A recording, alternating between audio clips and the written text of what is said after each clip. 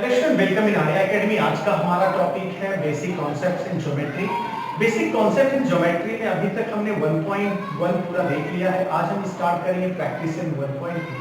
तो चलिए स्टार्ट करते हैं प्रैक्टिस इन 1.2। देखिए पहला क्वेश्चन ये आपका गिवन है कि एक नंबर लाइन पर कुछ पॉइंट्स गिवन है। यहाँ पर ये point A B C D ये नंबर लाइन पर गिवन है। इन पॉइंट्स के कोऑर्डिनेट भी गिवन है। देखिए ए का कोऑर्डिनेट -3 है, बी का 5 है, सी का 2 है, डी का -7, ई का 9 है। इस तरीके से कोऑर्डिनेट भी गिवन है। आपसे बोला जा रहा है कि आप जो भी यहाँ पर पेयर ऑफ सेगमेंट गिवन है बताइए कि क्या वो एक दूसरे के कॉन्ग्रुएंट है या नहीं। टेबल एक दूसरे के कॉन्ग्रुएंट है या नहीं। वो कब होगा मैं आपको बता रहा हूँ। अगर distance of D and E, point D E की जो डिस्टेंस होगी यानी जो लेंथ होगी वो इसके इक्वल हो जाए, मतलब ए बी के, तो समझ लीजिए ये कॉन्ग्रुएंट है। अगर इक्वल नहीं होगा तो कॉन्ग्रुएंट नहीं है। तो चलिए ट्राई करते हैं, देखते हैं इसको सॉल्व करके। देखिए लेंथ ऑफ डीई फाइंड करेंगे। क्या फाइंड करेंगे? Length of segment DE. अब देखिए सेगमेंट डीई की लेंथ फाइंड करते समय आप हमेशा याद रखिएगा, कभी भी किसी भी सेगमेंट के अगर लेंथ आपको फाइंड करना हो उस कंडीशन में ये देखते हैं कि कोऑर्डिनेट जो गिवन होते हैं तो कौन से पॉइंट का जो कोऑर्डिनेट है वो बड़ा है। बड़े वाले नंबर से स्मॉलर नंबर को क्या करना है? सब्ट्रैक्ट करना है। तो d और e को देखना है। तो d का कोऑर्डिनेट -7 है, e का 9 है।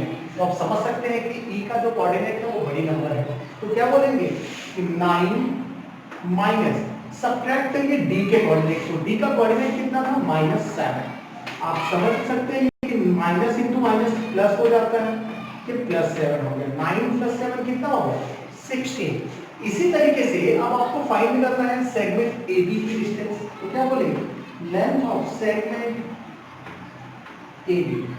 यहां भी सेगमेंट लिख सकते हैं आप, लेंथ ऑफ सेगमेंट। ठीक है। अब देखिए सेगमेंट अब AB का अगर हम लोग डिस्टेंस फाइंड करें या लेंथ फाइंड करें तो कितना होगा? A का कोऑर्डिनेट -3, B का 5 है। तो क्या बोलेंगे? 5 - -3।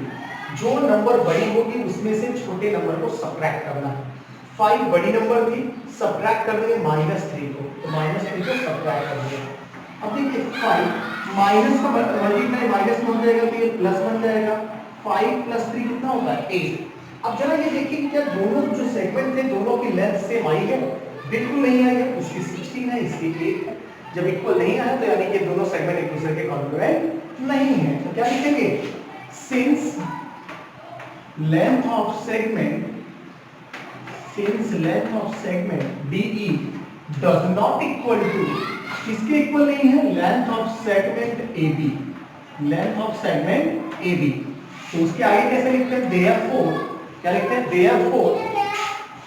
therefore segments are not congruent, segments are not congruent. मेरी बात ध्यान से समझिए।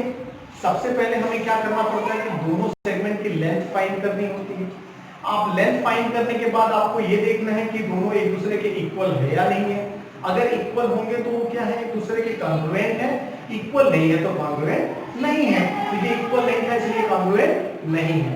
उम्मीद है कि आपको ये समझ में आया होगा। आप इसका स्क्रीनशॉट लीजिए, फिर हम आते हैं अगले सब क्वेश्चन पर। चलो स्टूडेंट अगले सब क्वेश्चन पर आते हैं। देखिए सेकंड वन क्या है? Segment BC and segment AB। तो सबसे पहले हम क्या करेंगे? Length of segment BC find करेंगे। तो चलिए फाइंड कर लेंगे length of segment BC। Segment BC कभी भी लेंथ फाइंड करने के लिए मैंने आपको बताया कि दोनों पॉइंट के कोऑर्डिनेट को देखिए।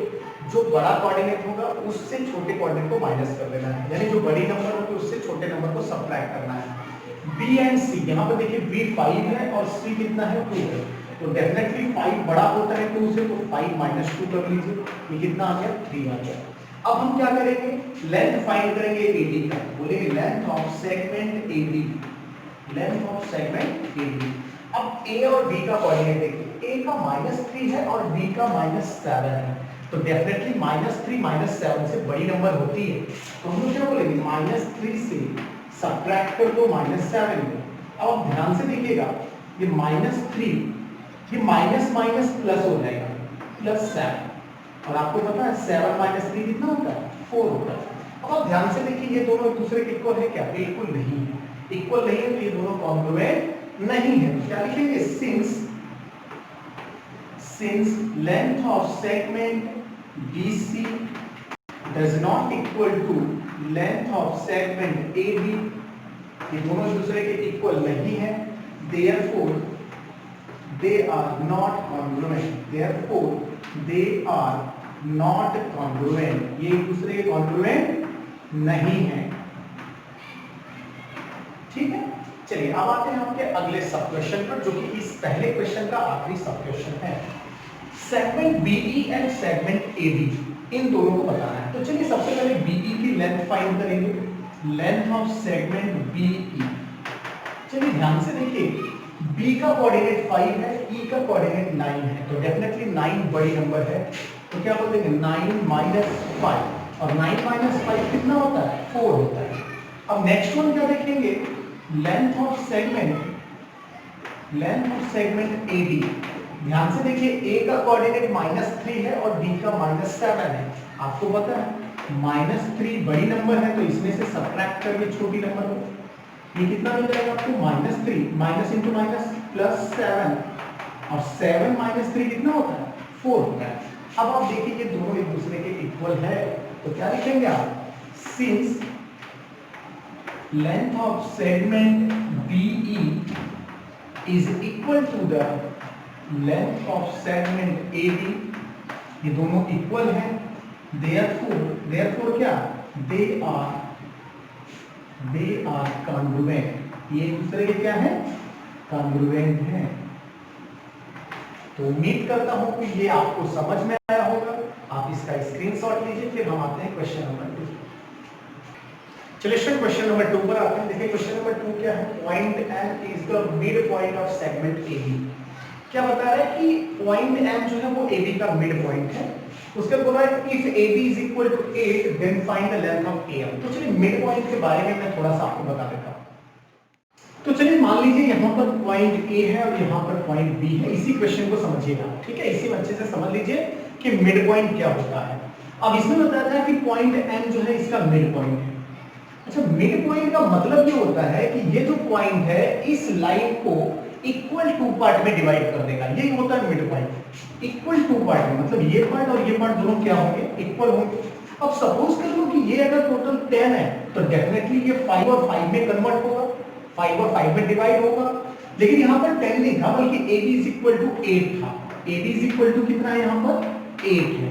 तो ये समझ लीजिए कि ये भी 4 होगा और ये भी कितना होगा? 4 होगा, क्योंकि इक्वल टू पार्ट में डिवाइड होगा। तो चलिए यहाँ पर इसका सॉल्यूशन करते हैं। डायग्राम यहाँ पर मैं फिर से बना देता हूँ। चलिए ये आपका A है, ये आपका B है, यहाँ पर एक पॉइंट M मिड पॉइंट है, इसलिए दोनों क्या होगा? इक्वल होगा। इसको लिखेंगे कैसे? वो देखिए, लिखेंगे since point M is the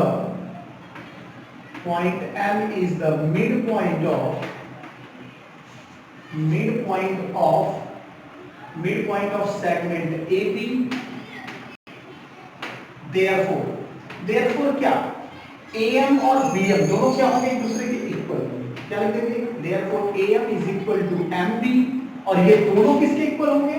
total के हाफ के। देखिए टोटल का हाफ ये ले लेगा, टोटल का हाफ ये ले लेगा, तो टोटल कितना था? AB था।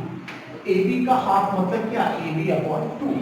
अब देखिए AB की वैल्यू गिवन है 8, तो 8/2, और 8/2 कितना होता है? 4 होता है। तो क्या लिख सकते हैं? therefore AM is equal to कितना? 4। यूनिट लिख सकते हैं आप, क्योंकि यहाँ पर कोई भी यूनिट गिवन नहीं है, तो आप केवल यूनिट लिखिएगा अगर लिखना होगा तो। उम्मीद करता हूँ समझ में आया है। आप इसका स्क्रीनशॉट लीजिए। हम आते हैं क्वेश्चन नंबर 3। चलो स्टूडेंट आते हैं क्वेश्चन नंबर 3 पर।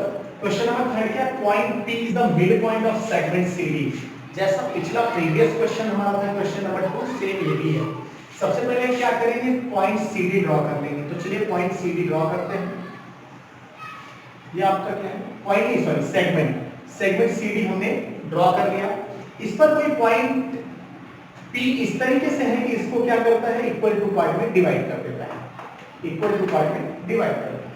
अब आपसे बताया गया कि ये जो CP की लेंथ है ये कितना है? 2.5। आपसे पूछा किसकी जा रही है? CD की, मतलब टोटल लेंथ आपसे पूछा जा रहा है। तो चलिए हम लोग क्या बोलेंगे, since point P is the midpoint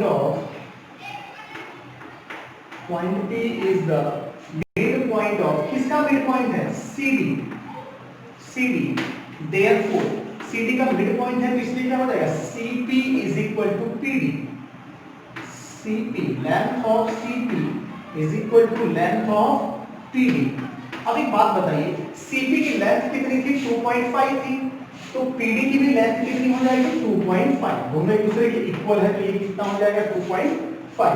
अब हमें देखिए फाइंड क्या करना है, हमें फाइंड करना है लेंथ ऑफ CD। तो लेंथ ऑफ CD को हम लोग क्या बोल सकते हैं, लेंथ ऑफ CD एक तो डायरेक्टली हम लोग बोल सकते हैं कि इसका 2 टाइम्स होगा, इसका डबल होगा, दूसरे तरीके से भी आप कर सकते हैं, इसको बोल सकते हैं CP प्लस PD। इसको क्या लिख सकते हैं, length of CP plus length of PD, length of PD। अब देखिए लेंथ ऑफ CP कितना था, 2.5, ये गिवन था, लेंथ ऑफ PD भी हमें कितना मिला है, 2.5, लेंथ ऑफ PD भी कितना है, 2.5। अब 2.5 में अगर 2.5 को ऐड करें तो कितना हो जाएगा, 5, ये कितना हो जाएगा, 5। उम्मीद करता हूं कि आपको ये क्वेश्चन भी समझ में आया है, आप स्क्रीनशॉट लीजिए, फिर हम आते हैं क्वेश्चन नंबर 4। चलिए स्टूडेंट क्वेश्चन नंबर 4 पर आते हैं। देखिए क्वेश्चन नंबर 4 में AP की वैल्यू कितनी दी है, AP इज इक्वल टू है 5 सेंटीमीटर। वही अगर BT की बात करें तो BT कितना है आपका, 2 सेंटीमीटर, और देखिए AP इज इक्वल टू कितना गिवन है, 3.4 सेंटीमीटर। आपको क्या बोल रहा है कि इनको कंपेयर करिए। कंपेयर करने का मतलब ये है कि ये तीनों एक दूसरे के इक्वल हैं या कोई सबसे बड़ा कोई सबसे छोटा, ये आपको बताना है साइन के द्वारा। कैसे आप बताएंगे, ध्यान से देखिए, सबसे छोटा नंबर आपको इसमें कौन सा दिख रहा है, 2, यानी BP सबसे छोटा सेगमेंट है, BP सबसे छोटा सेगमेंट है, ठीक है, वो क्यों है मैं लिख देता हूं। सबसे पहले देखिए सबसे छोटा 2, इससे बड़ा आपको क्या दिखेगा, 3.4, इससे बड़ा आपको क्या दिखेगा, 5, मतलब 5 इसमें सबसे बड़ी नंबर है, 5 सबसे बड़ी नंबर, इससे छोटा आपको 3.4 और सबसे छोटा आपको 2 दिखेगा। तो अब इसी ऑर्डर में आपको लिख देना है सेगमेंट को।